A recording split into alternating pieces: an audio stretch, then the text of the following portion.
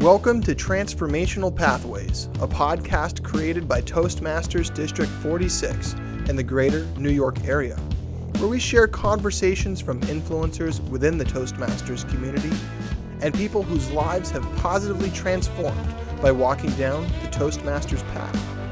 Whether you're just getting started in your career, have had recent career changes, or you're navigating different languages, we're here to help you build confidence by discovering new tools, overcoming your fears to find your voice, and engaging in a thriving community. Enjoy today's episode. Hello! Welcome to another episode of Toastmasters District 46 Transformational Pathways podcast. I'm your host, Scott Mason, and walking the pathway with me today is our guest, Jesse Scinto. Jesse is the founder and CEO of Public Sphere, a leadership communication firm. He is also a Fulbright Scholar, i.e. certified genius. He has an MS in strategic communication from Columbia University and is deputy director of Columbia University's graduate strategic communication program. He's appeared on Bloomberg TV, and his work has been featured in Fast Company magazine, Forbes, and the Stanford Social Innovation Review. Impressive stuff, but that's what you find in Toastmasters all the time. Jesse, welcome to the show. Thank you so much for having me. It's an honor to be here, Scott. Thank you. Now, I will not lie. By the time this show is over, folks are going to want to find out all about you. But I felt the need to do a little cyber spying before we met at all. And so I went to your website. And on your website, you have the following quote. Sometimes to be silent is to lie. Talk to us about that. That's powerful. But what does that say to a Toastmaster or anyone? I love that. I love that. Thanks for bringing up that quote. And I think it is relevant to us Toastmasters because if you're like me, I spent my younger years, up to age 37. I joined Toastmasters when I was 37. Prior to that, I was very quiet. I did not speak in class. I did not speak in meetings. And what I realized is that when you don't speak, other people make assumptions. Other people make assumptions about what you're thinking, and you don't have to dominate a conversation or try to control other people's thoughts. But it's really important to speak your own mind. I love it. Now, you just said something shocking to me. You, until you're around 37, were quiet and shy. Now you're talking about communications around the world and some of the most impressive media venues that there are. Jesse, where did you come from? Tell us a little bit about your story. I've got to know now. That's funny. So, it's completely true. I can count, prior to age 37, I can count the number of times I spoke publicly on my fingers. Whoa. It was fewer than 10 times. And I reached a point where I was working in advertising at the time as an editor. And it was a great job. I loved the job, but I wanted more. I wanted more variety in my life. I had dreams. I did want to teach. I had dreams about being in academia. I had dreams about traveling worldwide for work. And I just realized that was not going to happen unless I worked on my public speaking. So, at age 37, I started working on it. And I had some prods along the way. My girlfriend was actually a Toastmaster before I was. And so I think that kind of influenced me to get started with it. I love hearing that. And I've got to roll up my sleeves and dig in a little bit more deeply into some of the things that you said. First of all, even though I'm only 26, I can relate to the idea of people believing that no matter what age and stage they are in their lives, achieving their dreams is possible and doing something to change is part of our ongoing life trajectory.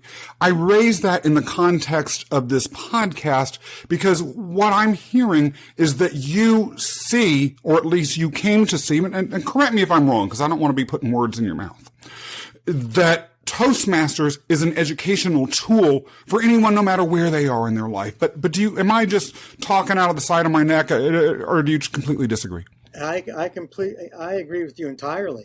That I feel like Toastmasters revolutionized my life, and I realized that in my very first meeting, even though I was nervous as hell, I came away from that meeting having spoken and feeling like I accomplished something.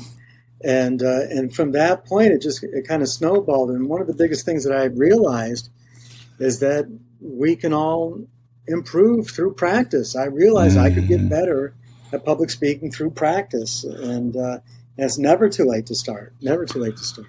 What made you realize that public speaking in particular was something that needed to change in your life if you wanted to have those dreams actualize?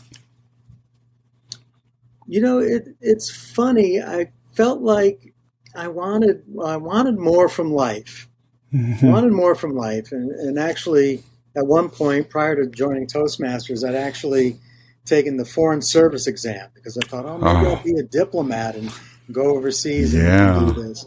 And that was kind of part of my trajectory because I passed the written exam, but then they have an oral exam.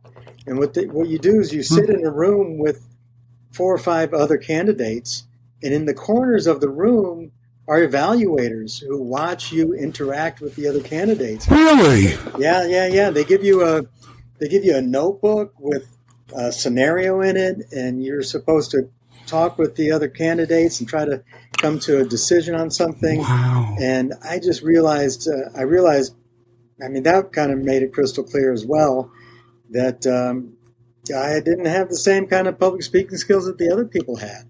So I think there were many kind of signals along the way earlier in my life where I thought, if I could have got, wouldn't life have been great if I could have been a Foreign Service diplomat? Mm-hmm. And I didn't make it, and one of the reasons was that I didn't have the public speaking at that time. Wow. And how you said that a woman you were dating at the time was a Toastmaster, and that was part of your journey. Talk to us a little bit about how love helped bring you into Toastmasters. Well, I think that one of the most powerful ways that people learn is through imitation. Look at other people around you and see what they're doing and try to do it. And so I saw her doing it.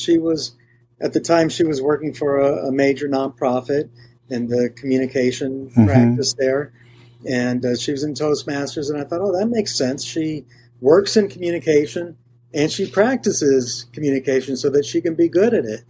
And so I think that helped me take that first step. It definitely helped me take that first step.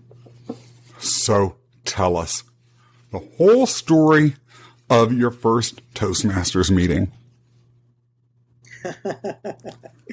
Yeah. So actually, the first Toastmasters meeting I went to, I visited a couple at the beginning, and the first one wasn't really my cup of tea. And Toastmasters meetings, in a way, they're all the same, and in a way, they're very different. And so this one that I went to first was a little bit too formal for me. I wanted something a little more casual. So the second place that I went to was more casual. It was Green Speakers, which is my current club. I've been a part of that club for 9 years, 10 years. I don't know. I have to go back to the drawing board and figure that out. That's some serious Toastmastering, though, man. I love it. Now, it might actually be 12 years. I should have looked this up beforehand. Anyway, it's been a while. But so at the time they were holding their meetings, and it was kind of like an actor's space in Manhattan. Oh, cool. Really just like a room that was a box, not much to it. But the people there were so great, and I remember, I think it was the first meeting where I spoke, and one of the officers of the club said something very complimentary to me, and I don't remember exactly what his words were, but it's like I felt like, I said something and it had an impact on people. Wow. I love those sorts of stories. Jesse, you go from being someone that, at least in part, wasn't able to become a career diplomat because of communication skills to being a public speaking coach. Where you're, and like we mentioned at the top of the hour, you're not just some random public speaking coach, right? You're one that's recognized in journals and magazines of international scope.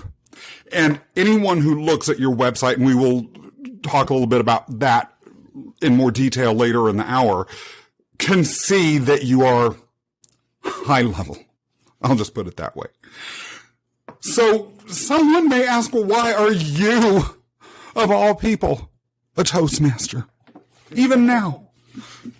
Well, I'll tell you, I'm a Toastmaster even now because I realize that the most important thing to public speaking is regular practice. Mm-hmm. It's like playing an instrument or playing a sport, that to keep up your skills, you have to do it regularly. And it's not something that you can just do once a year or once a month. I mean, to really be good, you have to be speaking in public a couple times a week at least. Yeah. That's when you get to the point that you start to feel more comfortable and you start to get really good at it. So I always tell people to look for as many opportunities as possible. You can join multiple clubs, but I also say if someone asks you to speak at work, accept the challenge. Or if you're in school, I remember when I started my master's program, so I got my master's degree in strategic communication from Columbia University. And when I started the program, I mean, I was still nervous and quiet, but I had just started Toastmasters a couple months before. And I told myself, I'm going to raise my hand 3 times in each class. Wow. And no matter what it is, maybe it's a question or a comment, but I'm going to get my hand up 3 times. And I stuck to that. And I think having, giving yourself a challenge and kind of setting a benchmark for yourself gives you something to work towards. I absolutely love that. And that is the sort of concrete, actionable advice that really brings something special to this show. So I thank you for that. Now, there may be someone who's listening to this, though, who's thinking, well, but what if they call on me? I raise my hand 3 times. What if they call on me 3 times? And they're just so scared. They have, what is it called? Glossophobia. What would you tell them to do in terms of getting over that momentary hump or hurdle that they're in? Well, the reality is that most people are nervous about public speaking. It's about 80% when you look at surveys. Mm-hmm. 80% of the general public will say that they're nervous about public speaking. So I think one thing is to just realize that you're not alone. And, that even though other people might look confident, they could be feeling the same butterflies. But there are some people who, for whatever reason, don't never get over that or just find it difficult or something that they don't want to pursue. And I think it's useful to realize if it's not for you, it's not for everyone. You can still be a good citizen and lead a good life without being a public speaker. But I think we Toastmasters, I mean, there has to be a fire within, right? Yeah. And there had to be that fire within to get us to the meeting. Just think about those steps going to your first meeting. You have to have really wanted something in order to make yourself go and practice public speaking when you don't have to. Yeah. And I think that just being aware of that fire within and keeping that going and realizing that it's all kind of grist for the mill. And if you speak enough in public, there will be times that you say embarrassing things. It happens. There'll be times that you make mistakes. That goes with the territory. But it's kind of trying to reframe the challenge for yourself as a worthy challenge. And I've got to confess, when it comes to saying things that are ridiculous, making mistakes, Jesse, I'm the king. I've got you and everyone else beat. Now I've got to know the truth. Keep it real with us because this is Transformational Pathways here. Okay. Do you ever get scared or nervous public speaking anymore? Absolutely. Oh, come on. Absolutely. And it's funny because it's not always the occasions that you might expect.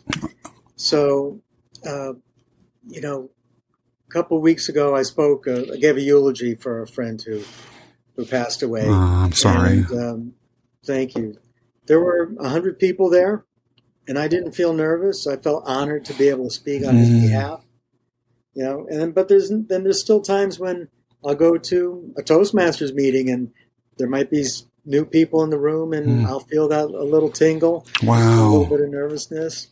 And I think that's normal for people's confidence level to kind of fluctuate, the nervousness level to kind of fluctuate. And it's just completely normal. And sometimes you're nervous, and not even for a good reason. I think it just goes with the territory. In terms of your own practice, I find it interesting that your consulting services circle around both strategic communication and executive leadership. Just as I find it interesting that Toastmasters' 2 core educational tracks, as well as thematic, almost like branding shadings or branding pillars, are speaking and leadership. Talk to me a little bit about how you see the 2 of those interrelate, and why are they being put together so often, both by you and by Toastmasters? That's a great question. And I think, to me, what it's about is that willingness to step forward, to put yourself forward. The willingness to put yourself forward. That's what leadership is. And when you practice public speaking, you're literally taking a step forward. There are other ways to exhibit leadership. For instance, writing an article, putting your ideas out there. There's other ways to do it. But I think that with public speaking, you get that real visceral experience of taking that literal step forward and then speaking your ideas to a group. And I feel like, in terms of my own leadership, that Toastmasters has helped me more than anything. I think, in my current role at Columbia University, I do public speaking almost on a daily basis. I would not have been able to do this job if I hadn't become comfortable with public speaking. That's all thanks to Toastmasters. That is amazing.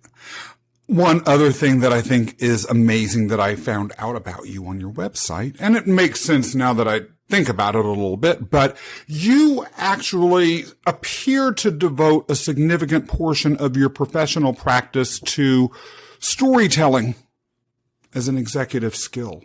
Yeah. Storytelling as an executive skill? Jesse, what are you talking about? Does that mean I get to lie and then get a promotion? No, not at all. Well, when you think about what leadership is these days, what exactly does a leader do? Most of it, in many jobs, most of it is just about communication. The leader uses communication as a tool to shape how people think about the organization, to share a vision of the future, to make sure that people are coordinated on the work that they're doing, that people understand how their role in the organization and how it helps with the success of the organization. And storytelling is really the way that we think. There's been a bunch of research on storytelling, and humans literally narrate our lives to each other. When you're hanging out with a friend, you tell a story, and then they tell a story related to your story. When you tell a story, then they tell a story. And you can see this if you're sitting on a train or you overhear some other people talking. Just kind of pay attention a little bit, and then see and listen to the back and forth of the stories, because that's literally how people communicate. And now I wish I had a good leadership story to tell right now, but I can't think of one on the spur of the moment. I'm sure one will come out. And when it does, feel free to interrupt me, because I'm always happy to be interrupted, cut off, and silenced for the sake of a good story. Well, yes. Well, okay. Well, I thought of a good story. Good. It's a little bit. It's a longish one. Well, not too long. I'll tell you the abbreviated version of it. But this is my leadership story that I tell about how I learned about leadership. So here we go. Are you ready? I can't wait. So, did my master's at Columbia, finished in 2012. Right away, one of my professors invited me back to be a teaching assistant. Mm-hmm. And one day at dinner, he said to me, "Oh, you should think about applying for a Fulbright scholarship." And I was like, "What?" I was like, that's something I'd never would have considered, because I didn't really see myself that way. I didn't, to me, a Fulbright award sounded like it was prestigious. It is. And that it was something that you had to have a PhD for. So I don't have a PhD. Mm-hmm. But it turns out you don't need a PhD to get one. And his words, just the fact that he saw me as someone who could do it, really lit a spark for me. And so I started, I put together an application to get a Fulbright award. By the way, if you don't know, Fulbright is an educational exchange program sponsored by the U.S. State Department that sends students and teachers from the United States overseas and brings people from overseas to the United States. And it's all in the interest of peace building and harmonious relations. Thank you for sharing that. Yeah. So I decided, okay, I'm going to go for this. Sean thinks I can do it. I'm going to try this out. And I put together my first application, submitted it in August. It goes through a couple of rounds. In the first round, you get the notice in December, and I was rejected on that first round. Oh. And that it hurt. It hurt. Yeah, but I was like, okay, I need to try a little bit harder. And one of the things that the application looks for is proof of leadership. Are you showing leadership in your field? And the way I interpreted that is I need to be out there putting my ideas in the world, publishing articles, giving guest lectures, basically going beyond what's asked of me. And when you start going beyond what's asked of you, that's when you start to exhibit leadership. And so I had a few public speaking, a few guest lectures under my belt, a couple articles. I applied again, and I failed again. I failed a second time trying to get the award. And that second time I was so depressed, I couldn't even think about it. Wow. I didn't even think about it. But I decided I'll come back to this one more time. And so after a year passed, I did another application. This time it was for Bulgaria. And by this point I had more guest lectures under my belt, more articles published, including articles in Toastmaster magazine. Yeah, that's impressive. And, And this third time was a charm. I got the Fulbright, and so that's my leadership story. And as you can hear, there's all kinds of lessons encapsulated in it. There are, and for those of you that are listening, I'm making some faces that Jesse's responding to, which is why there was that laughter. I interrupted you. Please go on a little bit further. No, I think that was. I was pretty much at the end of the story there, but I think the idea of persistence is something that, yes, as Toastmasters, we can understand that the need for persistence, and then. I think a lot of us get into Toastmasters because we feel like maybe we could lead. Maybe there's some way we can contribute to this world, but we're not sure. But Toastmasters really helps us get there. goes back to the original theme that you started the show with, which is so inspiring, which is making something different of our life than we might have thought that it could be. And that's just, it's an unbelievably empowering, moving thing to contemplate if we really take that in. Now, you became a Fulbright Scholar. I've got to ask you, stepping back a little bit, are you from New York originally? No, I grew up in Colorado, lived there until I was 18, and then went to college in Chicago and lived there for a number of years, and then moved to the New York area about 13 years ago. And I've got to ask, where in Colorado did you grow up? Fort Collins. And for those who aren't familiar with it, talk to us a little bit about what the environment is. That rural? Is it literally a military base? Is it a suburb?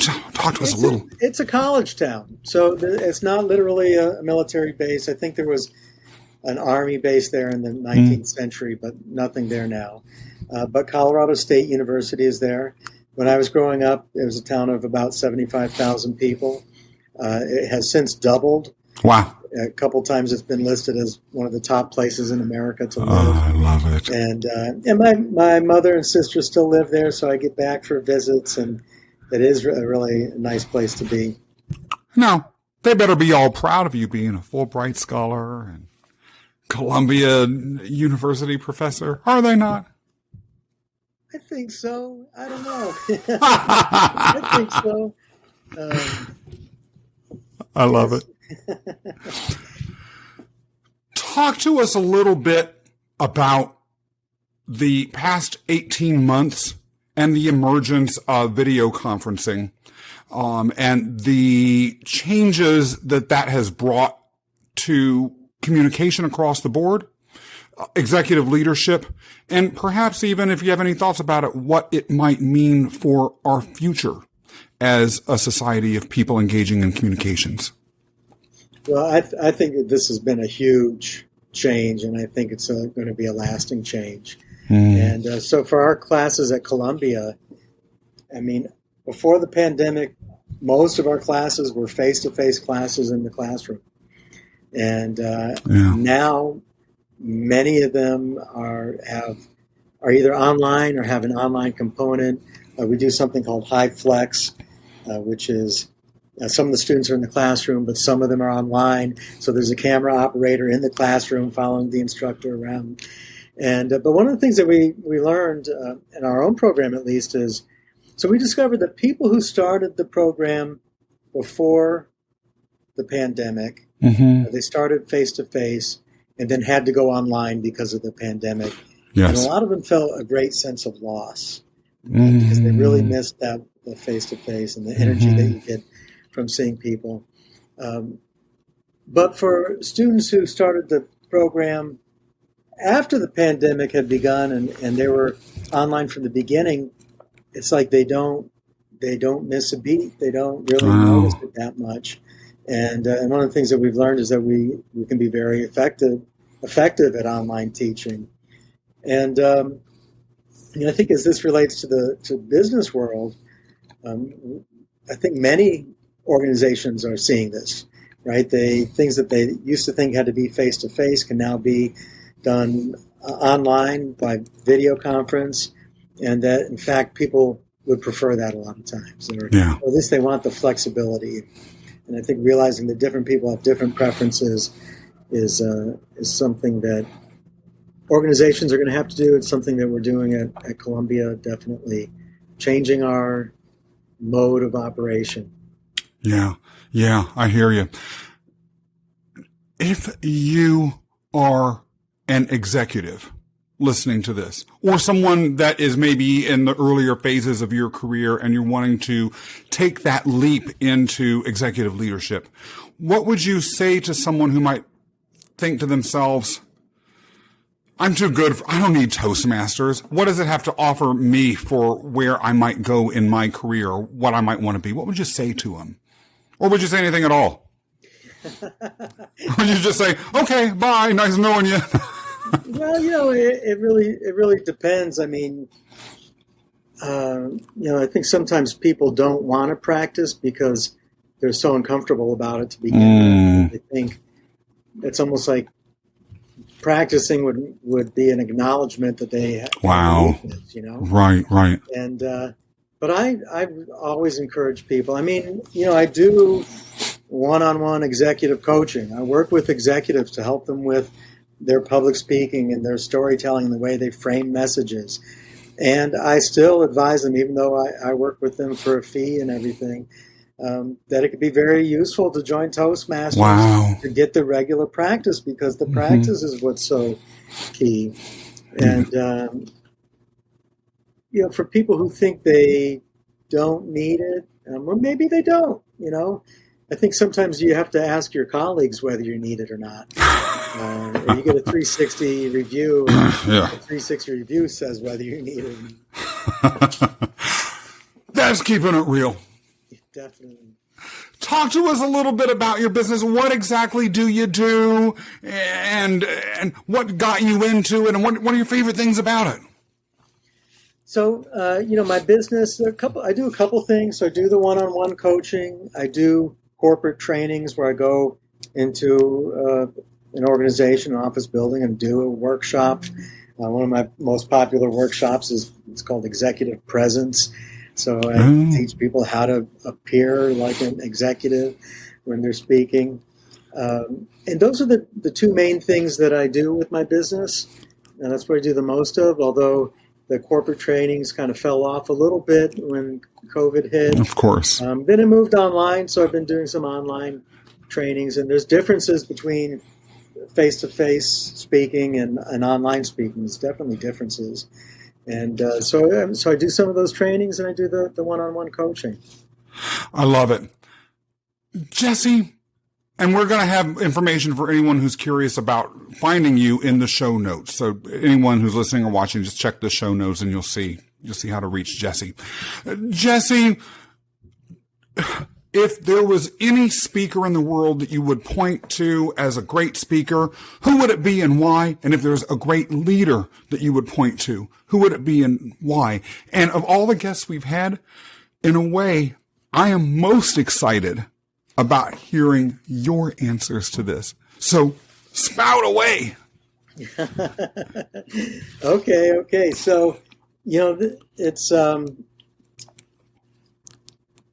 often leadership is in the eye of the beholder. And I'll just give you an example. So in 2020, Gallup did a poll asking who's the most admired woman in the United States, and it was Michelle Obama. That same poll, that same year, they asked who's the most admired man, and it was Donald Trump. So the point being is that the really key thing is does the leader or the speaker fit their audience? You have to fit your audience. There has to be some alignment and some identification with your audience. So in politics, they'll talk about a base, like Donald Trump has a base. But Michelle Obama has a base. And it's that alignment with your audience that really makes you a credible speaker. Now, I happen to prefer Barack Obama as an example of great executive presence and public speaking. He uses classic executive presence body language when he speaks. Interesting. And I think that's something to aspire to.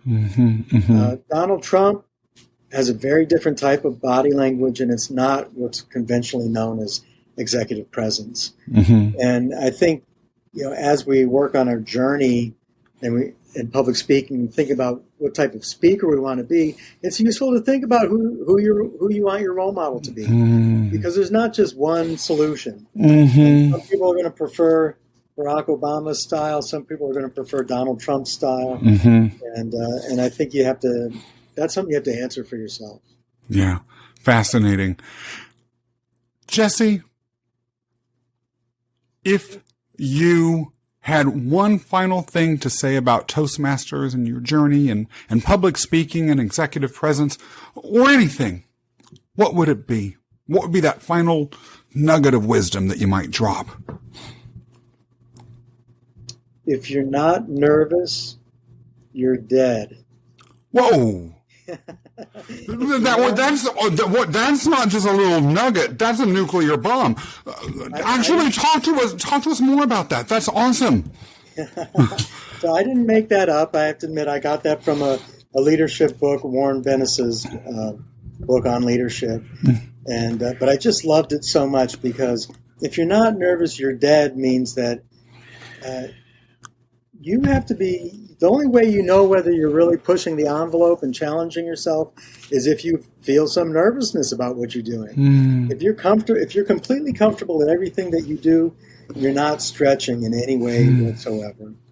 And I think the greatest, the greatest leaders, greatest public figures, most of them get nervous, and they often talk about it. I remember watching an interview with Beyonce, and she talks about getting nervous before every show. And wow. Beyonce, Yeah. Beyonce. So, one of the top performers gets nervous before every show, and it's easy to discount it. You could say, oh, well, she makes millions, she's Beyonce.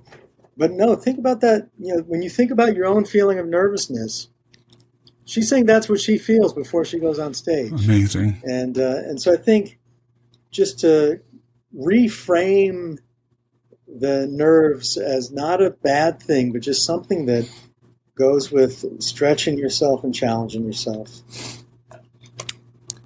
That was wonderful. Thank you so much. Jesse, it has been great having you on the show today. Thank you so much for joining us and for sharing your story and your wisdom. Now, for those of you who are listening or watching, if you enjoyed today's episodes, be sure to subscribe and leave a review or a comment. And please don't forget to follow District 46 on Instagram, LinkedIn, Facebook, and Twitter. And if you're new to Toastmasters, check out Toastmasters46.org. That's Toastmasters46.org to learn more about us or to visit one of our clubs, including the Green Speakers, which Jesse spoke about earlier today. And why do I say that? Because Toastmasters is where leaders are made. Thank you so much for joining us on Transformational Pathways. If you enjoyed today's episode or got anything out of it, please rate, review, and subscribe. And if you're interested in learning more about Toastmasters District 46, check out the link in the show notes below.